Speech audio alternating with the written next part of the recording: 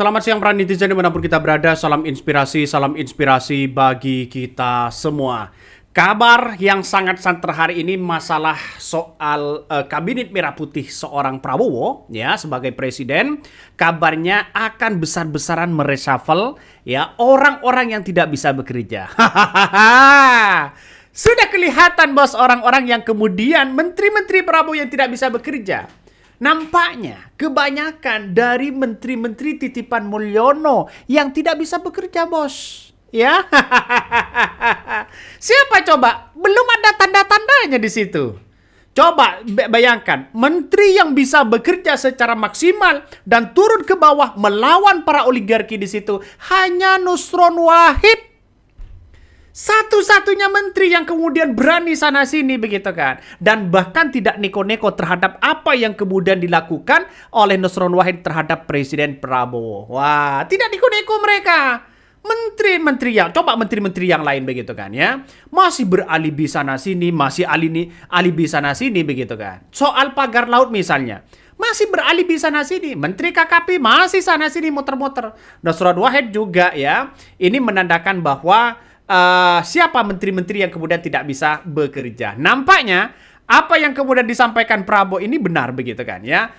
Orang-orang yang tidak menteri-menteri yang tidak bisa bekerja yang jelas akan disingkirkan oleh Prabowo. Siapa mereka? Banyak yang tidak bisa bekerja. Yang masih belum kelihatan kerjanya coba bayangkan. Coba kita list ya. Bahlil belum kelihatan kinerjanya. Ya, terus kemudian Natalius belum kelihatan kerjanya. Terus kemudian menteri-menteri yang lain belum kelihatan kerjanya. Padahal ini sudah 100 hari kepemimpinannya. Artinya apa? Artinya kalau menteri-menteri yang tidak begitu produktif ya kinerjanya, maka yang jelas Prabowo akan mensingkirkan itu. Nah, ini yang kita lihat. Siapa mereka? Banyak, biar rakyat yang akan menilai. Karena Prabowo ini tolak ukurnya adalah rakyat. Kalau rakyat menginginkan menteri si A dicabut atau di reshuffle atau dipecat, maka yang jelas akan dipecat oleh seorang Prabowo. Ngeri-ngeri bos pada akhirnya, ngeri-ngeri sedap. Jadi saya kira menteri-menteri Prabowo ini Prabowo ini sudah mengatakan begitu kan. Pokoknya yang tidak bisa bekerja itu akan dipecat, akan di-reshuffle ya. Tidak mau main-main. Nampaknya seorang Mulyono pasti ketar-ketir bos, senggol dong. Prabowo sudah melihat begitu kan. Kalau ini dibiarkan masih banyak intervensi sana sini.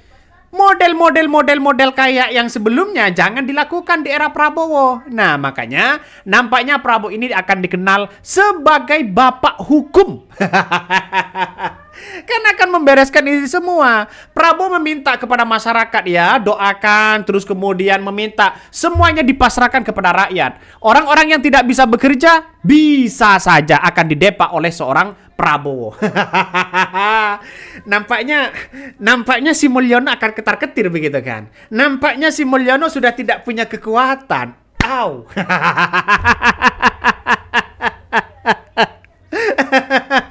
Kemana pemuja Mulyono hari ini ya?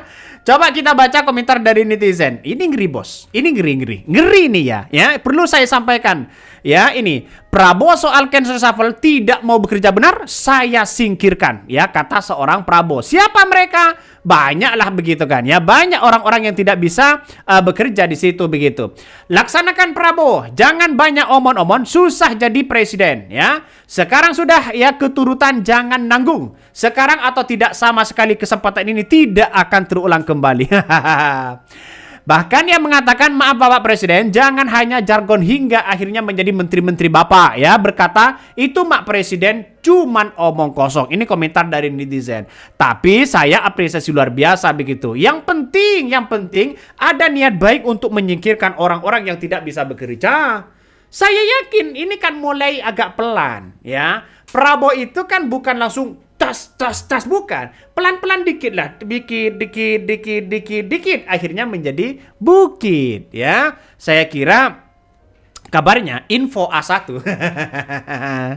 Kabarnya begitu akan ada reshuffle besar-besaran ya, menteri-menteri yang tidak bisa bekerja Yang jelas saya lihat yang belum kelihatan menteri-menteri yang tidak yang belum kelihatan kinerjanya menampaknya adalah banyak titipan-titipan dari Mulyono. Coba kita sebutkan saja, masyarakat masih paham lah begitu kan ya. Ada yang mesengsarakan rakyat, ada yang mensusahkan rakyat, ada yang ini, ada yang itu, belum kelihatan di situ. Nampaknya di negara kita ini nampaknya begitu kan ya, tidak ada kekurangan orang-orang hebat. Pasti banyak ya, tapi karena lobby-lobby politiknya masih kurang lah ya.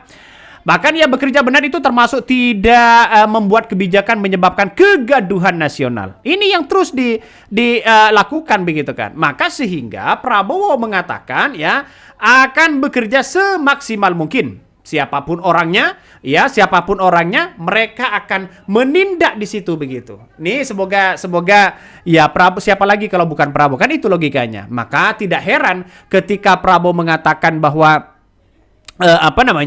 akan membereskan ini semua. Ya, menteri-menteri yang tidak bisa bekerja, yang tidak pro terhadap rakyat. Ini yang sering disampaikan oleh Prabowo. Kita akan buktikan saja.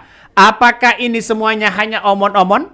Apakah ini semuanya takut ya masih ada intervensi sana sini? Ngeri pada akhirnya bos. Ya ngeri.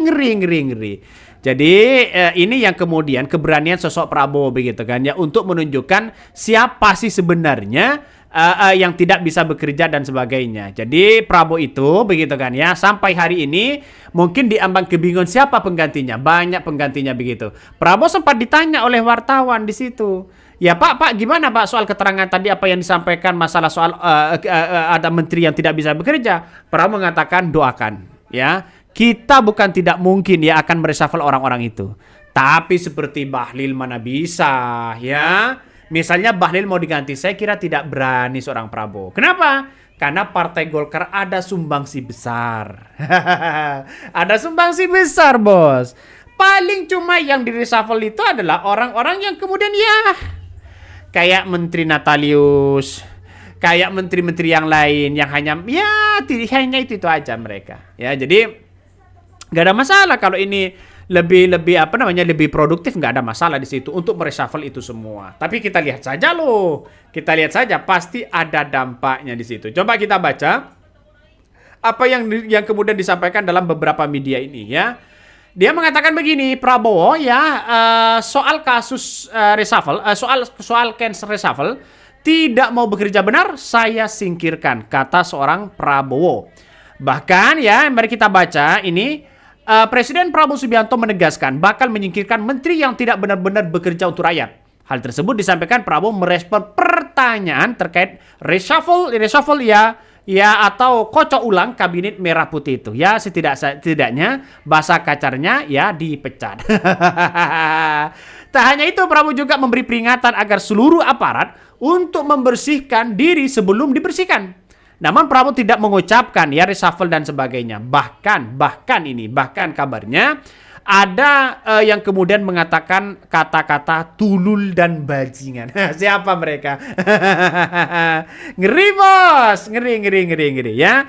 Ya terima kasihlah kepada seorang Prabowo yang telah apa yang kemudian diminta oleh rakyat begitu kan ya. Jika tidak ada di situ maka kemudian Prabowo ini dianggap hanya omon-omon doang. Tapi semoga saja ya, karena Prabowo ini agak pelan-pelan begitu kan untuk membersihkan orang-orang Mulyono. Kan? Ya karena masih pilpres masih jauh lah. Oke, mungkin itu yang kami sampaikan ya. Tonton terus channel Hodari Podcast Rakyat ini, jangan lupa di-subscribe.